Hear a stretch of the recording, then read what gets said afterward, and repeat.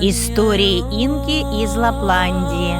Легенда о любви на озере Сиида. Часть 3. Так началась дружба Саэльи и Гувласа. Между светом и тенью, между дыханием песни и глубиной молчания. Когда Йойк стихал, девушка обращалась в белого лебедя. И тогда озеро Сиида принимало их обоих, словно хранило их тайну.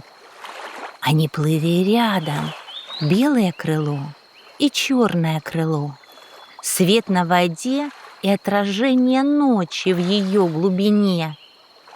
Иногда их шеи мягко изгибались навстречу друг другу, и вода между ними светилась, будто знала: это не просто встреча, это начало судьбы.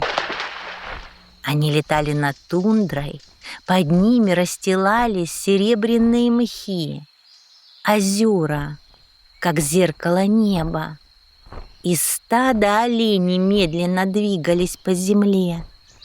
Весна сияла вокруг, и в этом сиянии два лебедя кружили, касаясь ветра крыльями, словно учились одному дыханию. Саэлья учила Гувласа слушать ветер, не только его звук, но и его шепот. Гувлас учил Саэлью понимать тишину не как пустоту, а как глубину. И постепенно между ними родилось чувство, которое сначала было лишь легким теплом, как искорка под снегом, как первый луч, пробивавшийся сквозь ночь. Каждое утро они стали искать друг друга взглядом, ждать рассвета уже не только ради Йойка, плыть ближе, чем прежде, задерживать дыхание, когда их крылья случайно касались друг друга. Однажды вечером, когда небо окрасило в розовое золото, их крылья коснулись в полете. И в тот миг что-то изменилось. Свет не ослепил тьму, тьма не погасила свет. Они переплелись, как день и ночь на границе горизонта. Озеро Сиида стало зеркалом их единства. В белом отражалась глубина ночи, а в черном мерцали звезды. Инка стояла на берегу озера Сиида и наблюдала их в небе. Она знала, это лебединая любовь, любовь двух миров. Это когда свет выбирает тень по зову сердца. С той поры, когда два лебедя плыли рядом, их движения становились одним дыханием, одним крылом. Любовь пришла к ним не бурей, не огнем. Она пришла тихо, как рассвет над озером Сиида. Пришла и осталась навсегда.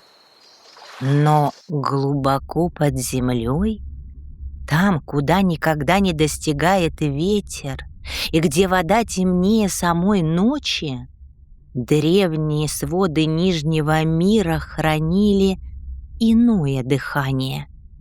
В бездонных пещерах, среди ледяных кристаллов и в тишине подземных озер жила Суолло Мадда, мать безмолвия.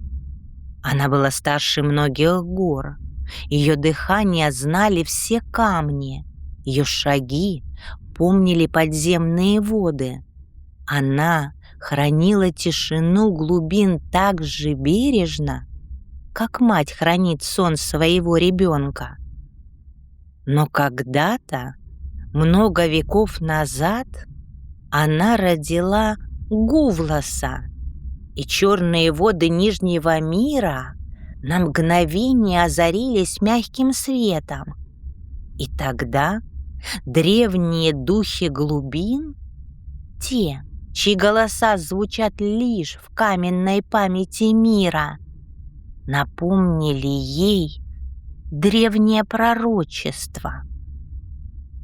Оно пришло из времен, когда еще создавались три мира.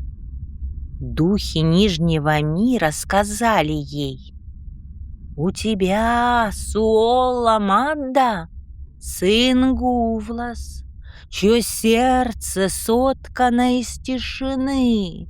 Но однажды он услышит песню света, и тогда судьба трех миров изменится». Суолла Мадда запомнила эти слова, и с того дня страх поселился в ее сердце. Она растила своего сына в глубине тьмы, вдали от ветров верхнего мира, вдали от голосов земли и песен людей. Она надеялась, что безмолвие укроет его от судьбы, что тишина окажется крепче любого пророчества.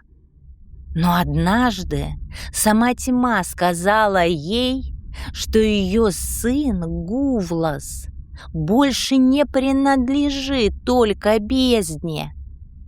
Она взглянула сквозь толщу земли на озеро Сиида, где белые и черные лебеди летели рядом. И тогда Суолла Мадда почувствовала, как древнее сказание начинает оживать. Пророчество предков темного мира медленно становилось реальностью. Ее сердце сжалось. Она не боялась перемен для миров, не боялась даже гнева древних сил. Она боялась лишь одного — потерять своего единственного сына. Потому что она знала, когда судьбы трех миров начинают меняться, ни один дух не выходит из этого прежним. И в глубинах Нижнего мира наступила тишина, такая глубокая, что даже подземные воды перестали двигаться.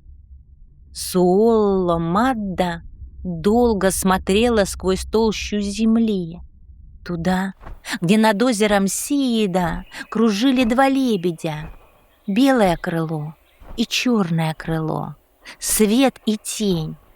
Они летели рядом, словно всегда принадлежали одному небу. И в сердце матери безмолвия поднялась тревога. Она понимала и помнила древние слова духов глубин. «Нет, я не позволю судьбе забрать тебя!» Она позвала своих древних стражей. Они вышли из камня, как тени глубин. «Найдите моего сына Гувласа в Среднем мире и напомните ему, откуда он родом!» — приказала она. Тени исчезли в трещинах камня, поднимаясь к Среднему миру. В древних глазах Суолла Мадды мелькнула боль. Мать безмолвия понимала, если пророчество уже проснулось, остановить его может оказаться невозможным.